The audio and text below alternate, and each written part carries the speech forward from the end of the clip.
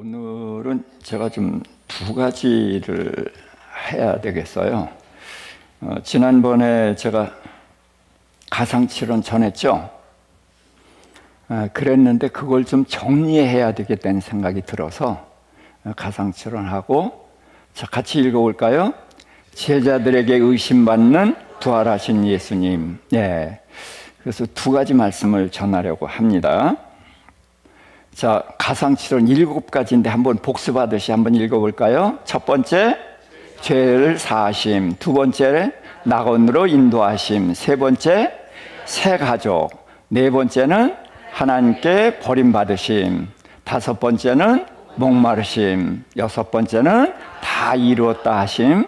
일곱 번째는 아버지께 부탁하심. 근데 제가 중간에 좀 띄었죠? 1, 2, 3번 하고 4, 5, 6번, 4, 5, 6, 7번이 여기에 선이 좀 그어져야 되겠어요. 그래서 다시 한번 정리를 해보겠습니다. 첫 번째, 죄를 사하시는 거죠. 그러니까 죄를 사하시는 이 일을 위해서 예수님 오신 거예요. 창세기 3장에서 아담과 하와가 범죄하자마자 여자의 후손 보내실 것을 말씀하셨잖아요. 그래서 성경 전체가 뭐예요? 죄 사하는 이야기고 예수 그리스도의 십자가 이야기예요. 그래서 거기 읽어볼까요? 아버지, 저들을 사하여 주옵소서. 자기들이 하는 것을 알지 못함이니이다 하시더라. 그래서 첫 번째 하시는 일이 죄를 사하심. 죄 사하심이 없이는 아무것도 시작할 수가 없는 거예요. 그래서 죄를 사하시는 일을 하셨습니다. 두 번째는 낙원으로 인도하셨는데, 읽을까요? 내가 진실로 내게 이르노니 오늘 내가 나와 함께 낙원에 있으리라 하시니라. 그래서 천주교에는 중간 단계가 있고 뭐 천국이 있고 이런 구분이 있는 것 같이 얘기하지만, 낙원이나 천국이나 삼층천이나 새 예루살렘이나 그게 다 하나예요. 하나님의 나라입니다. 그래서 우리를 낙원으로 인도하는 것, 이게 전부예요. 자, 세 번째는 새 가족인데 같이 읽을까요? 자기 어머니께 말씀하시되 여자여 보소서 아들이니이다 하시고, 또 그 제자에게 이르시되 보라 내 어머니라 하신데 그때부터 그 제자가 자기 집에 모시니라. 자, 예수님은 자기 어머니를 뭐라고 불렀어요? 여자라고 부르고, 요한에게 어머니가 아닌데 요한복음은 내 어머니라 그랬단 말이에요. 예수님이 왜 어머니를 여자라고 불러요? 예수님은 창세기 3장 15절에 기록된 대로 누구의 후손? 여자의 후손. 여자의 후손으로 하나님의 아들이신 것을 나타내는 거예요. 그래서 이제 일관되게 여자여라고 불렀고, 그 다음에 제자가 어머니가 아니잖아요. 근데 어머니라고 해서 그 제자가 맡겼어요. 그러니까 가족이 어떻게 새로운 가족이 되는 거죠. 자, 우리의 가족은 누구 중심이에요? 아버지 중심이에요. 그렇죠? 그래서 아버지 중심으로 이 가족이 되는데, 하늘나라 가족도 아버지 중심이에요. 어떤 아버지? 하늘 아버지. 그래서 하나님 아버지를 중심으로 예수 그리스도를 통해서 모두가 형제 자매가 됐어요. 이게 새 가족이고, 이 새 가족이 바로 교회고, 이 교회는 천국까지 그대로 가는 겁니다.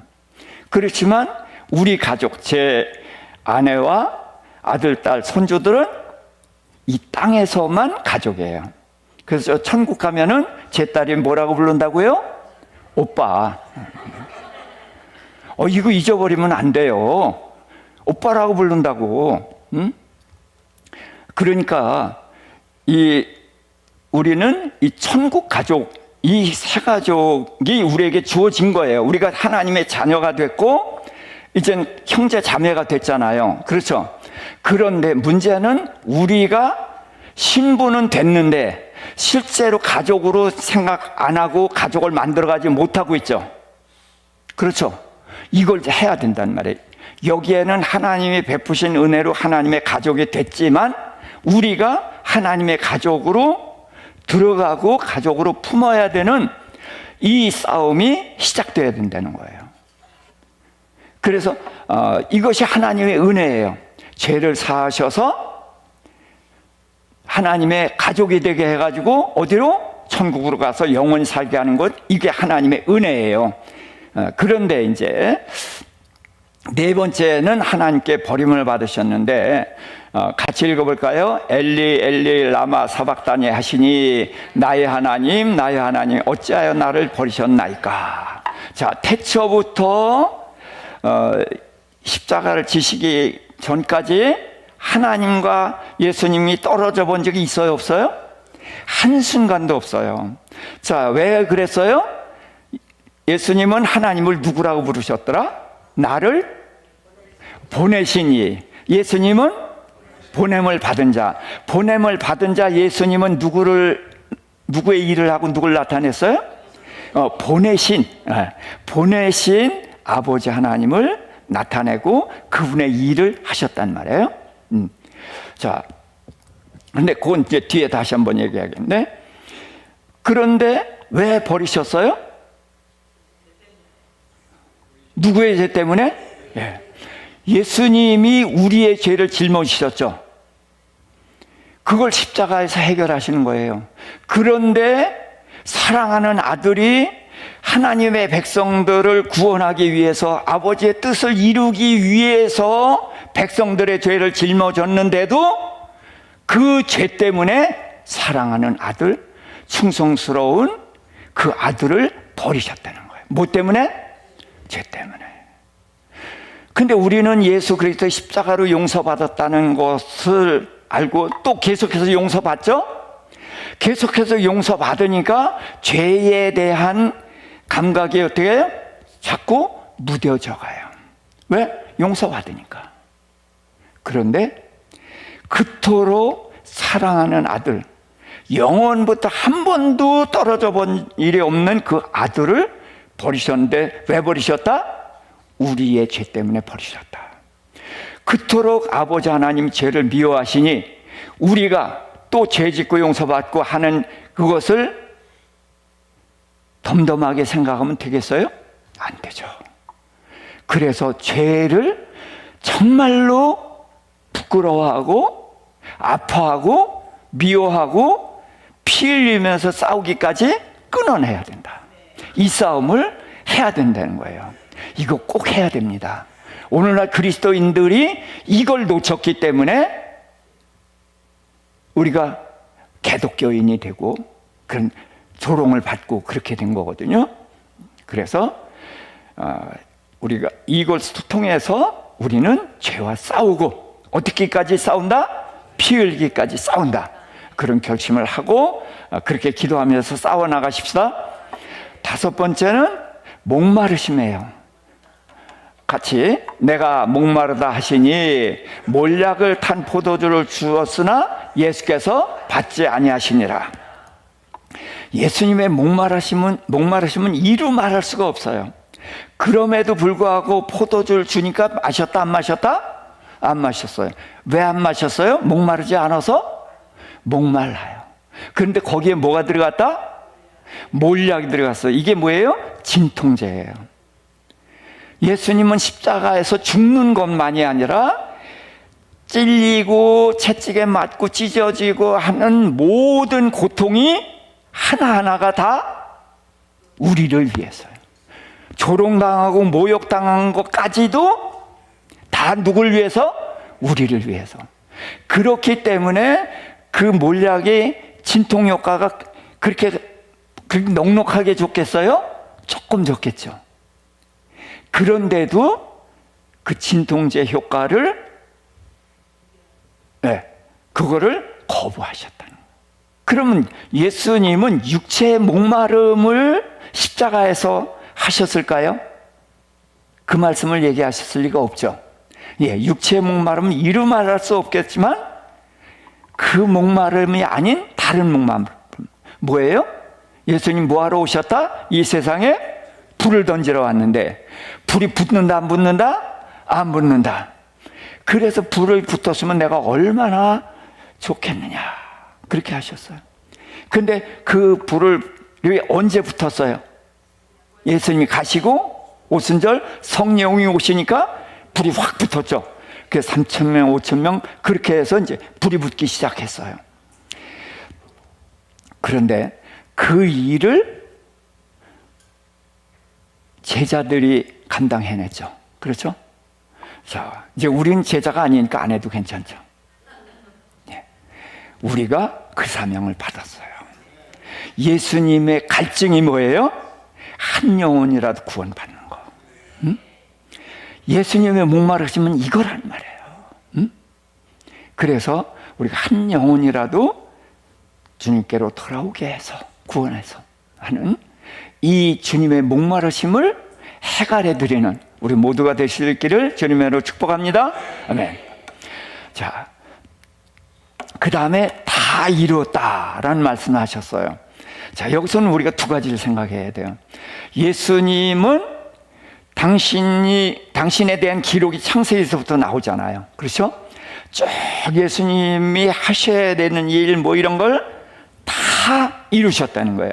하나도 남김없이 다 이루셨어요.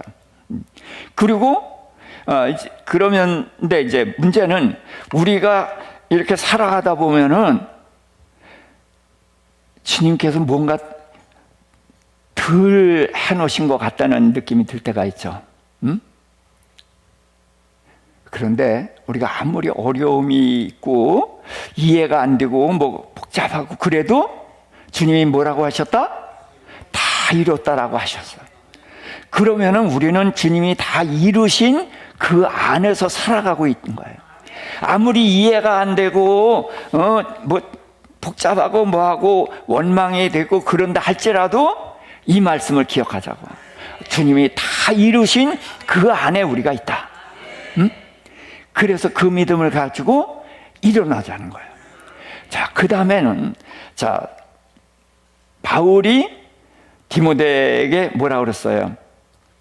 나의 달려갈 길을 마치고 나의 선한 싸움을 싸우고 또 뭐를 지키고?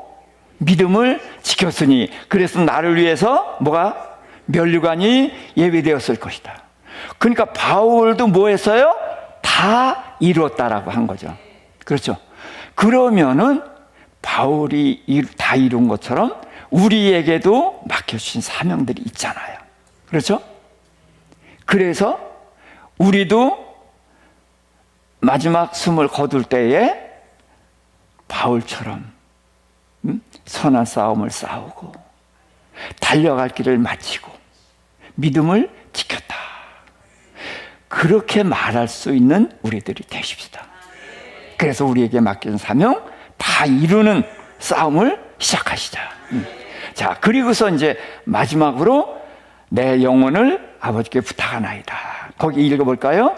아버지, 내 영혼을 아버지 손에 부탁하나이다. 이 말씀을 하신 후 숨지시니라. 자, 예수님이 다 이루셨잖아요.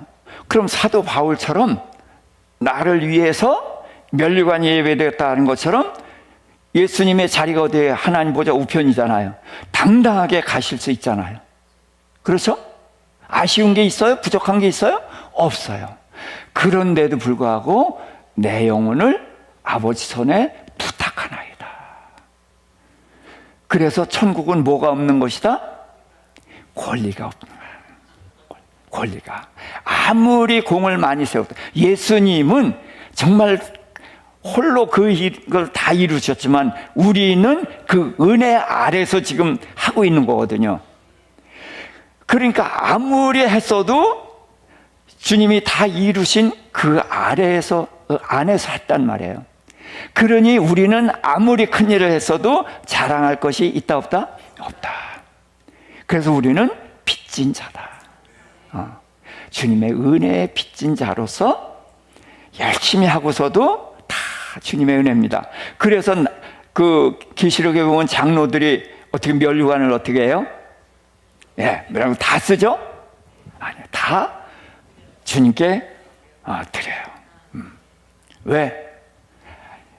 이거 주님 겁니다. 이게 주님의 은혜로 내가 한 거지 내가 한 거 아니에요. 그런데 주님이 그래 또 잘했구나 다 내놔 그러셔요? 아니야, 이건 너희 거야. 그래서 면류관 가지고 배구하는 곳이 천국이다. 맞죠? 예. 우리 그런 천국을 향해서 열심히 가십시다. 아멘. 자, 그러면은 이제 제자들에게 의심받으시는 예수님, 여기에 대해서 좀 우리가 살펴보도록 하겠습니다. 마태복음 28장 16절입니다. 11 제자가 갈릴리에 가서 예수께서 지시하신 산에 이르러 예수를 배웁고 경배하나 아직도 의심하는 사람들이 있더라. 자, 누가요? 11 제자가, 도마가 아니에요. 11 제자가 누구를 의심해요? 예수를. 어떻게 의심해요? 지금 예수님이 어떤 때예요, 여기가? 28장이니까 부활하신 예수님을 의심하는 거예요. 아니, 어떻게 제자들이 배웠고 예수를 배웠고 경배를 했으면 경배했지 거기에서 의심을 할 수 있냐는 거예요. 아직도 의심한다. 그래서 이것을 여기서 바로 답을 얻는 것보다는 마음에 담아둬야 된다. 그래서 마태복음의 증언은 의심하는 제자들. 자, 그 다음에 이제 무슨 복음이에요? 마가복음 16장 12절. 그 후에 그들 중 2사람이 걸어서 시골로 갈 때에 예수께서 다른 모양으로 그들에게 나타나시니. 자, 여기도 16장이니까 부활하신 모습에 전부 2사람이 가는데 예수께서 그들에게 나타나셨는데 어떤 모양으로 나타났다? 다른 모양으로. 자, 이해가 되세요? 예수님이 다른 모양으로 나타나셨던 게 무슨 뜻인가? 그러니까 의심했다는 말이 조금 연결이 되죠. 부활하신 예수님 모양이 전 같지 않다. 그런 뜻이에요. 그럼 전 같지 않으면 도대체 어떻게 부활하셨나? 자, 그 다음에 이제 누가복음입니다. 24장 13절부터 그날에 그들 중 둘이 예루살렘에서 25里되는 엠마오라 하는 마을로 가면서 서로 이야기하며 문의할 때에 예수께서 가까이 이르러 그들과 동행하시나 그들의 눈이 가려져서 그인 줄 알아보지 못하거늘. 자, 사실은 이게 마가복음 이야기하고 이게 같은 건데 마가복음은 뭐라고 그랬어요? 다른 모양. 여기서는 눈이 가려져서 예수님하고 같이 가면서도 못 알아봤다는 거예요. 이 2사람은 11 제자 속에 포함되는 제자가 아니에요. 그 외에 제자들도 많았거든. 그 이제 다른 제자들인데 그들이 가는 동안에 예수님이 합류했단 말이에요. 그래서 예수님하고 대화를 하고 가요. 계속 대화를 하고 가는데 눈이 가려져서 못 알아봤다는 거예요. 아니, 눈이 가려져서 어떻게 길은 제바를 봤나? 자, 그래서 이게 우리가 이해가 돼요, 안 돼요? 안 되죠. 자, 그래서 이제 거기 연결되는 거예요. 24장 30절부터 그들과 함께 음식 잡수실 때에 떡을 가지사 축사하시고 떼어 그들에게 주시니 그들의 눈이 밝아져 그인 줄 알아보더니 예수는 그들에게 보이지 아니하시는지라. 자, 예수님이 이제 가다가 그들의 집에 이제 온 거예요. 그들의 동네에. 근데 예수님이 지나가시려고 하니까 그러지 말고 우리 같이 여기서 들어가서 이제 식사하시자고. 그래서 들어갔어요. 그러면 음식을 들어가자마자 음식 차려 있을까요? 주문했을까요? 예, 음식을 주문했고 이제 차렸겠죠. 그럼 같이 앉아서 대화를 하는데도 예수님을 안다 모른다? 모른다. 왜? 눈이 가려졌다. 그런데 예수님이 이제 음식이 나오니까 또 빵을 뚝 잘라서 주니까 그것을 받으면서 어떻게 됐다? 눈이 떠져서. 그래서 이분이 누구다? 예수님이다. 그래서 알아봤는데 그 순간에 연기처럼 그 사라져 버리신 거예요. 자, 여러분 성경 복음서 많이 읽으셨잖아요. 예수님의 부활에 대해서도 많이 읽어보셨죠. 그런데 이렇게 모아놓고 보니까 참 이해가 안 가잖아요. 그렇죠? 그런데도 우리는 아멘 하면서 잘 읽어왔잖아요. 그래서 저는 아멘에 대해서 좀 부정적인 생각을 가진 사람입니다. 왜 아멘을 하지 말라는 게 아니라 아멘이 너무 빨리 나온다는 거예요. 성경은 이렇게 말하잖아요. 내 생각은 너희 생각과 다르고 내 길은 너희 길과 다르다는 거예요. 그런데 아멘이 금방 나왔다. 그건 뭐예요? 모르고 아는 척한 거거나 아니면은 컨닝한 거거나. 그래서 지금 읽어보니까 사복음서를 다 읽어봤는데 이해가 돼요, 안 돼요? 안 되죠. 아멘 하면 돼요, 안 돼요? 안 돼요. 자, 그러니까 이제 아직 남았죠. 뭐 요한복음 20장 13절부터 천사들이 이르되 여자여 어찌하여 우느냐. 마리아가 사람들이 내 주님을 옮겨다가 어디에 두었는지 알지 못함이니이다. 이 말을 하고 뒤로 돌이켜 예수께서 서 계신 것을 보았으나 예수이신 줄을 알지 못하더라. 자, 예수께서 이르시되 여자여 어찌하여 울며 누구를 찾느냐 하시니 마리아는 그가 동산지기인 줄 알고 이르되 주여 당신이 옮겼거든 어디에 두었는지 내게 이르소서. 그리하면 내가 가져가리이다. 어떤 말이야? 막달라 마리아. 막달라 마리아는 다른 여인들하고 같이 예수님이 무덤에 들어가는 걸 봤어요. 왜 받았어요? 그러고 안식일이니까 안식일 이튿날 뭐 가지고? 향품 가지고 가서 예수님의 몸에 바르기 위해서. 그러고서 그걸 알아두고 갔단 말이에요. 그래서 안식일은 이제 못 움직이니까 안식일 이튿날 새벽에 일찍 여자들하고 나왔어요. 그런데 어떻게 됐어요? 돌이 옮겨져 있었어요. 그걸 보니까 아무도 없어. 예수님 시신이 없어진 거예요. 그랬더니 다른 여인들은 무서워서 다 도망갔는데 막달라 마리아는 제자들에게 갔지. 그래서 베드로하고 이제 있는데 얘기했더니 베드로하고 요한하고 둘이 예수님의 시신이 없어졌다 그러니까 얼마나 놀랐어. 그러니까 막 달려가는데 누가 빠르다고요? 요한이 제일 어리니까 그러니까 제일 빠른 거예요. 제가 여기 계단을 지금은 이제 한 번에 올라가거든요. 쉬지 않고 공원에 있는 계단. 근데 나커니랑 같이 한번 올라갔어요. 근데 쉬지 않고 올라가긴 했는데 저는 헉헉대는데 끄떡도 없어. 그러니까 쟤는 요한이고 나는 베드로야. 그래서 요한은 먼저 갔는데 감히 못 들어가. 왜? 무덤은 무서운 데거든. 근데 이제 베드로가 헉헉대고서 와가지고 쑥 들어간 거야. 가봤더니 예수님 몸을 쌌던 것은 한쪽에 있고 머리를 쌌던 수건은 저쪽에 있고 그제서야 요한도 들어가 보고 이제 봤어요. 그래서 이제 믿더라라고 했는데 그거는 뭐 믿었다는 거에서 뭐 예수 믿는 거 이런 게 아니라 그러한 상황이 예수님이 시신이 없어졌고 이 무덤이 이렇게 있구나라는 것을 봤다는 거예요. 증인인 거예요. 빈 무덤.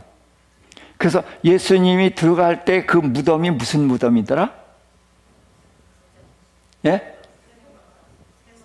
새무덤. 새무덤.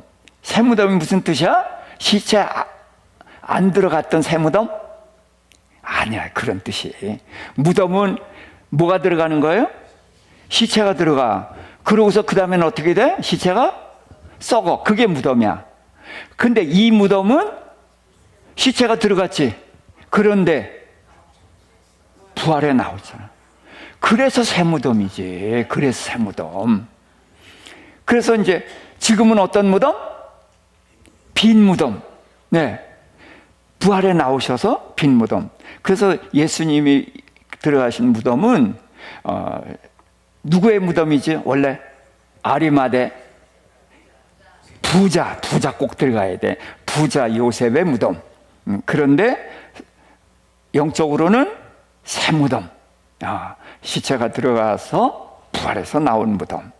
그리고서 부활해서 나왔기 때문에 빈 무덤.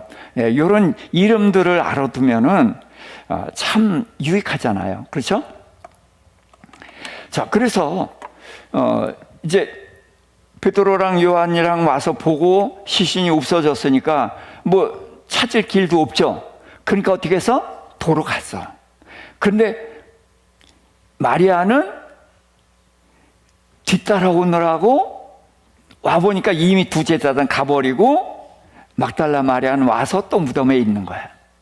근데 두 천사가 있는데 천사인 줄 모르고 천사가 이제 여자야 어쩌야 우냐 그랬더니 사람들이 내 주님을 어디다 뒀는지 몰라서 그래서 내 운다. 그랬더니 뒤에 누가 있어서? 예수님이 계셔서 예수님을 봤는데 알아 몰라? 몰라. 봤는데 몰라. 그때 예수님 말씀하셨어요. 뭐라고? 여자여 어찌하여 울며 누구를 찾느냐? 그랬더니 뒤에서 말을 하고 그러면은 말을 하는 사람 보겠어요? 안 보겠어요? 예? 당연히 보지. 그런데도 못 알아보고 동산지기인 줄 알았다. 자, 그러면은 마리아가 눈병 들었나? 그럴 리 없잖아요.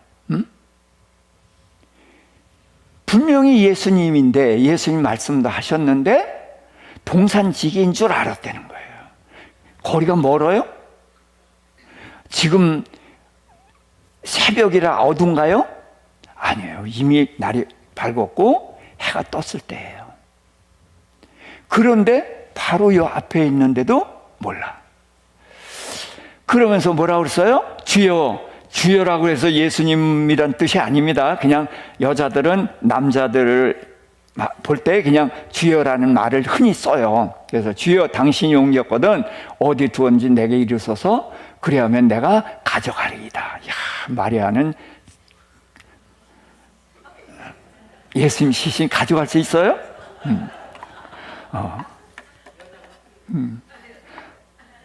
그런데 문제는 그 마음은 그거야. 예수님 시신이 없어졌으니까 어떻게 찾아야 돼? 찾아서 어떻게 해야 돼? 가져가게 되는 거예요. 그런 마리아의 이제 마음을 우리가 읽을 수가 있어요. 근데 결국은 이제 여기서 그 다음에 예수님이 마리아야 하고 말했더니 그때 이제 라보니요 그러고서 이제 주님인 줄 알아봤단 말이에요. 이제 고개는 건너뛰고 또 있어요. 21장 12절입니다. 예수께서 이르시되 와서 조반을 먹으라 하시니 제자들이 주님이신 줄 아는 고로 당신이 누구냐 감히 묻는 자가 없더라. 아니 이게 어디냐면요 디베라 바닷가에서 예수님이 이제 거기서 갈릴리에서 만나자 그래서 이제 제자들이 기다리고 있었거든.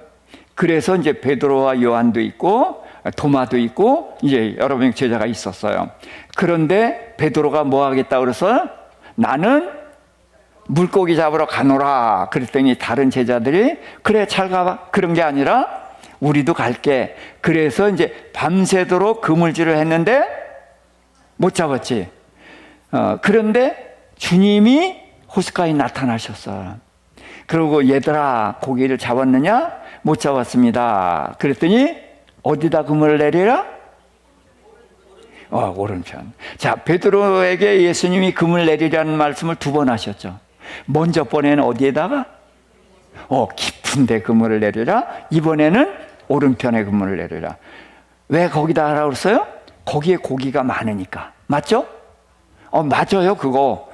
그러니까 고기가 많이 잡혔지. 그런데 그 이상의 의미가 있단 말이야. 깊은 데가 어디를 말한다고 그랬더라? 하나님의 세계. 하나님의 세계가 깊은 데고, 오른편은 하나님이 기뻐하시는 데. 그래서 베드로는 금을 내린 곳이 세 곳이에요. 자, 예수님을 만나서 금을 내린 곳이 깊은 곳이니까 거기가 뭐예요?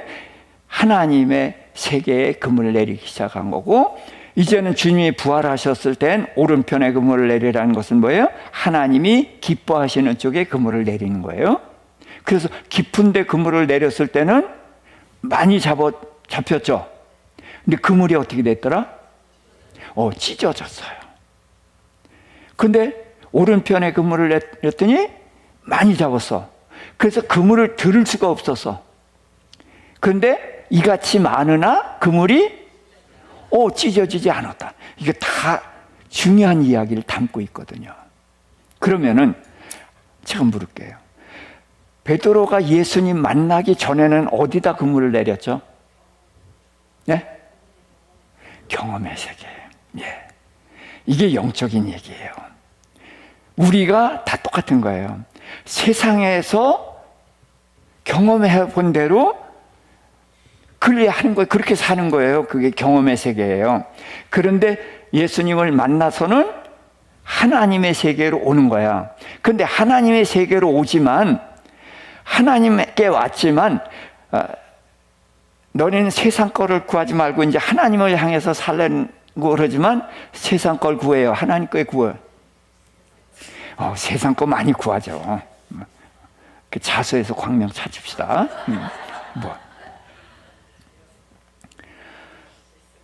그러니까 어떤 때는 기도응답 받고 어떤 때는 못 받고 그러죠. 그게 뭐예요? 그물이 찢어지는 거예요. 그리고 자, 고기는 많이 잡았는데 유대인들은 뭐만 먹어? 비늘 있는 거와 지느러미 있는 것만 먹어. 뱀장어, 오징어, 낙지 다 먹어. 그러니까 버리는 게 많아. 근데 오른편에 내렸을 땐 몇 마리 잡았어? 153마리. 어떤 것만? 이렇게 큰 것만 153마리. 버릴 게 있어 없어? 없어. 이거예요. 그래서 경험의 세계에서 그물을 내리다가 이젠 예수 믿으면서 하나님의 세계로 들어왔지만 세상 거를 그렇게 구했던 거예요. 그러다가 점점 이제 하나님을 알아가면서 하나님 거를 이제 구해오고, 그러다가 나중에는 세상 거 안 구하고 하나님 기뻐하시는 것만 구하고. 그러면은 하나님이 기뻐하시는 걸 구할 때는 버리는 게 나올까 안 나올까? 안 나오죠.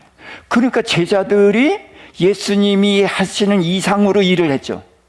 왜 그렇게 했어? 오른편에 그물을 내리니까 하나님의 뜻대로 하니까 다 이루어지는 거죠. 예?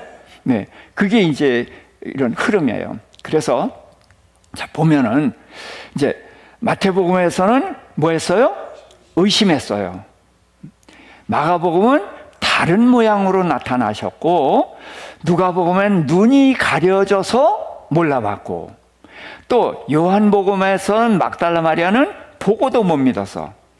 그리고선 요한복음에서는 이제 고기를 잡았는데 예수님이 뭐 하고 있었어요? 숯불을 펴놓고 떡을 굽고 있었고, 그리고 잡은 생선도 가져와라. 그래서 생선 구워가지고 이제 그걸 먹으라고 한 거란 말이에요. 자, 그러니까 예수님인 거를 알아요, 몰라요? 자, 제일 먼저 예수님이라고 알아본 사람이 누구더라? 예? 요한이 금을 내려서 고기가 엄청 잡혀서 금을 들 수 없을 때에 요한이 즉시 얘기했어. 주님이시다. 왜? 옛날에 잡아봤잖아. 그들이 어부지만 고기가 그렇게 잡혀 안 잡혀? 안 잡혀. 그런데 왕창 잡아서 두 배에 채우는데 배가 가라앉을 정도 잡았었잖아. 근데 지금은 그물을 둘 수가 없게 잡혔어. 그러니까 주님이시다. 그랬더니 베드로가 어떻게 했어요? 벗고 있다가 겉옷을 입고 수영에 나왔어. 왜? 배가 빨라요? 사람이 빨라? 그럼 배가 빠르죠. 그런데 왜 수영을 해 나와? 배가 느리니까. 배가 느려서. 맞아요. 근데 왜 배가 느려? 이 그물 때문에 배가 빨리 갈 수가 없어. 그렇게 해서 이제 나왔단 말이에요. 그러니까 주님이신 거 모르는 사람이 있어 없어? 그러니까 주님이 먹으라고 그러니까 그걸 먹는단 말이에요. 그러면서도 주님이신 줄 알아. 자, 알면은 당신 누구냐 물을 이유가 있어 없어? 중국에 가면은 저보고 도마냐고 묻는 사람이 있어요. 왜냐하면 이제 약속을 해서 갔는데 이제 처음 보는 사람은 도마냐고 묻죠. 그래서 그렇다고 하면 이제 되는데, 내 제자들이 저한테 물어요? 도마냐고? 안 물어. 그런데 예수님의 제자들은 주님이신 줄 알아. 내 자들이 도마인 줄 알아. 그러면서 누구냐고 묻는다. 세상에 이런 말이 어디냐고. 그렇죠? 그러니까 이해가 안 돼요. 그러니까 이해가 안 되니까 어떻게 덮어놓는단 말이야? 그러면 안 되는 거예요. 이해가 안 되면 어떻게 해야 돼? 자꾸 주야로 묵상하는 게 필요하단 말이에요. 그래서 묻고, 주님께 묻고, 성경을 읽고, 또 이제 이렇게 연결된 걸 쭉 보다 보면 뭔가 보여요. 자, 로마서 12장 2절입니다. 너희는 이 세대를 본받지 말고 오직 마음을 새롭게 함으로 변화를 받아 하나님의 선하시고 기뻐하시고 온전하신 뜻이 무엇인지 분별하도록 하라. 그래서 이제 우리가 예수 믿고 변화되죠. 그래서 뭐가 변화돼요? 마음이 변화되는 거예요. 그렇죠? 그래서 마음을 새롭게 하게 되면은 뭐가 보여? 하나님 나라가 보이는 거예요. 하나님의 뜻. 하나님의 뜻은 어떤 뜻? 선하신 뜻이고 언제든지 기쁜 뜻이고 또 온전한, 부족함이 없는 그런 뜻이에요. 그 뜻이 무엇인지 분별하게 되고 그게 알아지면은 그쪽으로 우리가 쏟아놓을 수가 있게 되잖아요. 자, 그런데 누가복음 9장 28절입니다. 이 말씀을 하신 후 8일쯤 되어 예수께서 베드로와 요한과 야고보를 데리고 기도하시러 산에 올라가사 기도하실 때에 용모가 변화되고 그 옷이 휘어져 광채가 나더라.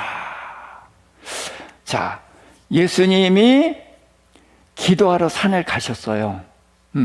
산을 가셨는데 기도하시는데 뭐가 변화됐어요? 용모가 변화됐다는 것은 뭐예요?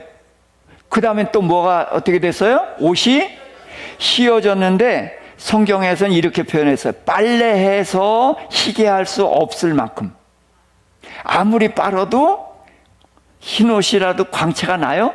안 나지. 근데 예수님은 옷이 휘어지고 광채가 나서 이게 변화된 거예요, 옷이. 그렇죠? 근데 예수님의 옷만 변화된 게 아니라 뭐가 변화됐다? 용모가 변화됐다는 거예요. 자, 예수님의 용모가 변화됐다.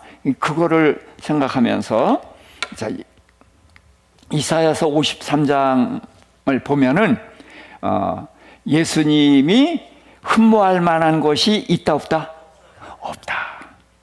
출신이 나사렛, 갈릴리 나사렛.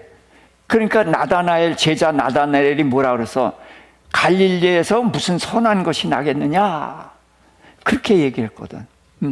그러니까 출신이 거기니까 그래. 그런데 예수님은 그도 용모상으로도 그렇게 뛰어나지 않았던 것 같아. 예수님은 흠모할 만한 것이 용모상으로도 없었다는 거예요. 자, 그런데 고린도전서 15장 50절부터입니다. 형제들아, 내가 이것을 말하노니 혈과 육은 하나님 나라를 이어받을 수 없고 또한 썩는 것은 썩지 아니하는 것을 유업으로 받지 못하느니라. 보라, 내가 너희에게 비밀을 말하노니 우리가 다 잠잘 것이 아니요 마지막 나팔에 순식간에 호련히 다 변화하리니, 나팔 소리가 나매 죽은 자들이 썩지 아니할 것으로 다시 살아나고 우리도 변화되리라. 이 썩을 것이 반드시 썩지 아니할 것을 입겠고 이 죽을 것이 죽지 아니함을 입으리로다. 아멘.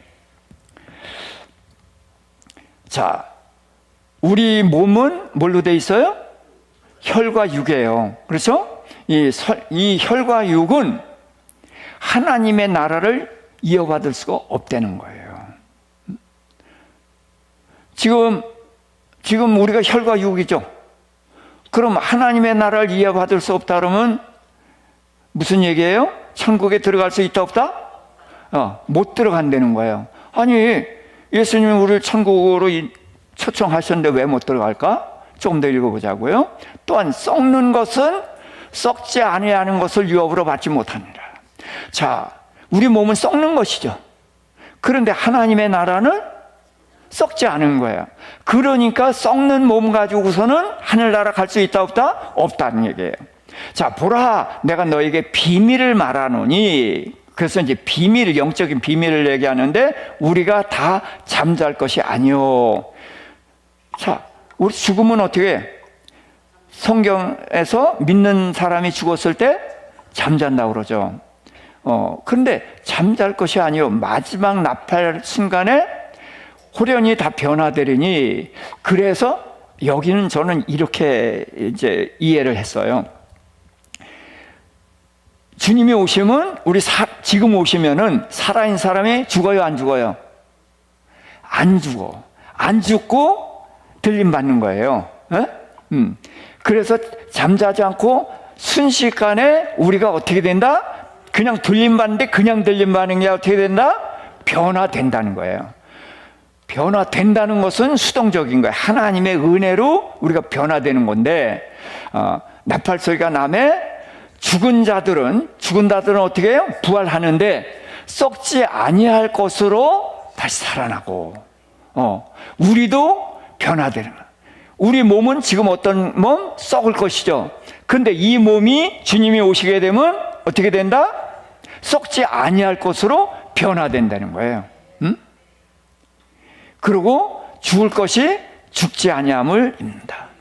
그래서 주님이 오셨을 때 죽었던 자들은, 잠자는 자들은 이제 썩지 아니하는 몸으로 부활하는 것이고, 살아있는 자들은 이 몸이 썩지 않는 몸으로 바뀌는 거예요. 신령한 몸으로. 그래서 변화되는 거란 말이에요. 그래서 영원히 죽지 않는 천국으로 간다는 겁니다. 그래서 변화된다. 그러니까 예수님의 몸이 변화됐잖아요. 그렇죠? 그런데 문제는 제자들이 못 알아볼 정도로 변화됐죠. 이제 그래서 이게 뭔가, 이제 이거를 좀 생각해 보도록 하겠어요. 자, 사무엘, 상자를 빼놨네요. 사무엘상 16장 5절부터 이새와 그의 아들들이 를 성결하게 하고 제사에 청하니라. 그들이 오매 사무엘이 엘리압을 보고 마음에 이르기를 여호와의 기름 부으실 자가 과연 주님 앞에 있도다 하였더니, 여호와께서 사무엘에게 이르시되 그의 용모와 키를 보지 말라. 내가 이미 그를 버렸노라. 내가 보는 것은 사람과 같지 아니하니 사람은 외모를 보거니와 나 여호와는 중심을 보느니라 하시니라. 자, 다윗이 몇 형제죠? 예, 몇 형제? 예. 어디에는 8형제, 어디에는 7형제. 근데 8형제가 맞다고 생각을 해요. 자, 근데 이제 하나님께서 사울 왕을 버리고 이제 왕을 이제 뽑으려고 이새의 집으로 보낸 거란 말이에요, 사무엘이.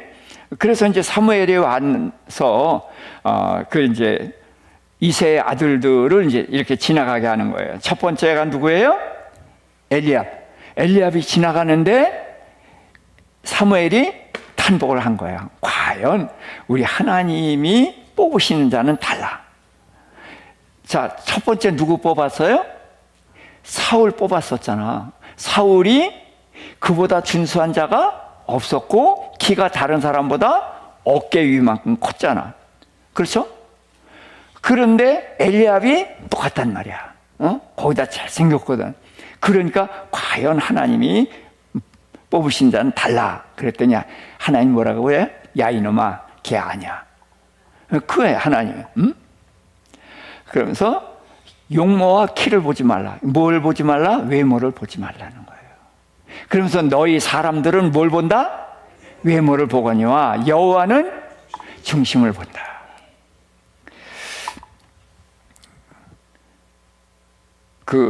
우리가 이제 다니엘 기도에 참여해서 거기 참여하잖아요. 그래서 전전번에 한 여자 집사님인데 얼굴이 이렇게 뭉그러진 집사님이 있었죠. 그래서 그 집사님이 지나가면은 사람들이 쿡 찔리면서 야야야 저봐 뭐 그래 보고 아이고 이제 그런 되는 거예요. 자, 왜 그래요? 외모를 보는 거예요. 그래서 이 세상에서는 이 손바닥만한 얼굴이 어떻게 생겼나에 의해서 길이 갈라지는 게 많죠. 그런 것처럼 배우들 다 뭐예요? 얼굴 때문에 배우가 됐지. 그렇죠? 그리고 얼굴이 못생긴 것 때문에 부당한 대우를 참 많이 받았어. 그 여자 집사님만이 아니란 말이에요. 얼마나 많은 사람들이 이 얼굴 때문에 부당한 대우를 받냐고요. 얼굴 때문에 높임을 다 받고. 이게 이 세상이에요. 그런데 그러니까 지금은 이제 그 제일 잘 되는 병원이 어디예요? 성형외과. 거기 들어갔다 나오면은 뭐 천사 같은 얼굴이 돼서 나온다고 그러더라고요. 자, 그런데 문제는 지금 우리는 하늘나라 얘기를 하는 겁니다.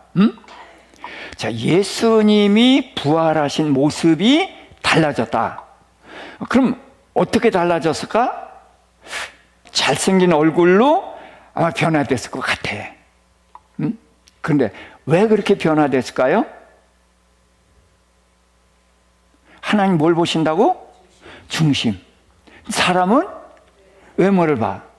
그러니까 예수님을 보되 외모를 보니까 별 볼 일 없었어요. 그런데 예수님이 부활하신 모습은 이 중심이 겉으로 나타난 거예요. 저는 이게 굉장히 중요하다고 생각합니다. 우리 어떤 사람 만나보고선 왜 얼굴이 왜 그래? 그러죠? 왜 그래요? 속에 근심, 걱정, 두려움 여기 나타나니까. 그러니까 속 사람이 얼굴에 나타나죠. 그렇죠? 그리고 예수 믿으면은 다 달라지죠. 왜 그래요? 속 사람이 나타나는 거예요. 그런데 이 겉모습이 있는 거기에 한 10%그 정도 속 사람이 나타나는 거예요. 그렇죠? 그런데 예수님의 부활하신 모습은 어떤 거냐? 겉사람은 10% 정도 남고 속사람이 90%가 나타난 거다. 그러니까 예수님을 보면 딱 봤을 때 얼굴이 달라졌잖아요. 그러니까 다른 사람이지. 그렇잖아요. 그런데 다른 사람인가 그래서 이제 대역을 썼다는 뭐 그런 말도 해요. 비난하기 위해서. 근데 대역을 쓸 수 없는 게 뭐죠? 못자국 창자국은 대역을 쓸 수가 없어요. 그러니까 이건 주님은 분명히 맞아요. 그런데 왜 그렇게 달라졌냐? 부활하신 모습은 속사람이 나타난다는 거예요. 이거예요. 그러니까 그 얼굴이 흉악한 그 집사님, 그 집사님이 천국 가서 그런 얼굴로 다니시겠어요? 아니죠. 이 속사람이 다 나타나겠죠.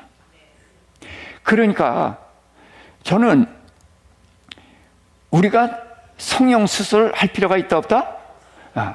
필요를 느끼시죠? 느끼시는 분 이렇게 하시면 돼. 어떻게 하면 돼? 속사람을 바꾸면 되는 거예요. 아멘. 이게 성령 수술을 해봤자 이 세상에서 잠깐 쓰이고 끝나는 거예요. 이 가면 쓰고 있다가 끝나는 거나 마찬가지예요. 그러나 우리 속사람이 바뀌면은 그 속사람의 얼굴로 영원히 산다.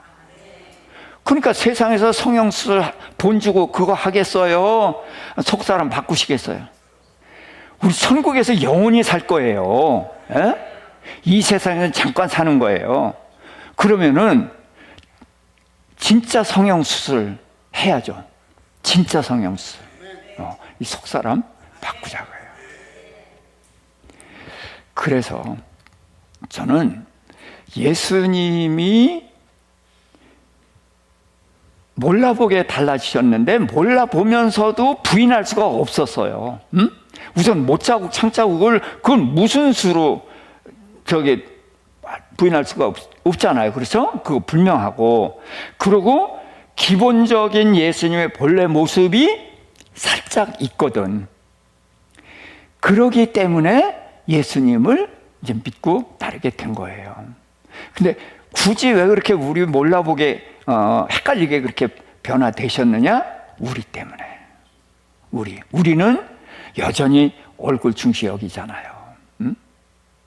그런데 우리가 이 겉에 보이는 이 얼굴 가꿀 것이 아니라 우리 속사람을 가꾸면은 천국에 가서 그 아름다운 모습으로 영원히 산다. 그것을 위해서 예수님은 그렇게 변화된 모습이었다. 그래서 우리는 좀 전에 뭐 했어요? 오직 마음을 새롭게 함으로 변화를 받아. 그럼 뭐예요? 마음이 바뀌면은 내 영적인 사람이 바뀌는 거고 속사람이 바뀌죠? 그것이 영원히 천국에 가서 누리고 산다.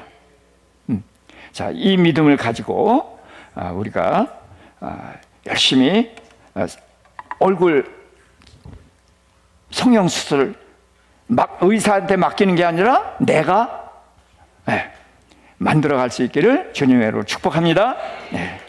잠깐 기도합시다. 우리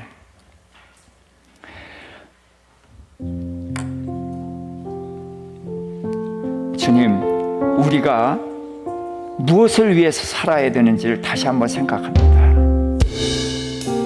주님, 세상에서 있는 것, 겉에 보이는 것, 만져지는 것, 그런 건 다 썩을 것입니다. 그럼 우리는 썩지 아니할 것을, 영원한 것을 위해서 살아야 됩니다. 그것을 주님은 부활하신 모습을 통해서 우리에게 보여주셨어요. 주님, 저희를 무엇을 위해서 살아가야 될지 이 시간에 결단하게 하여 주시옵소서. 부르짖어 기도합시다. 주여, 주여.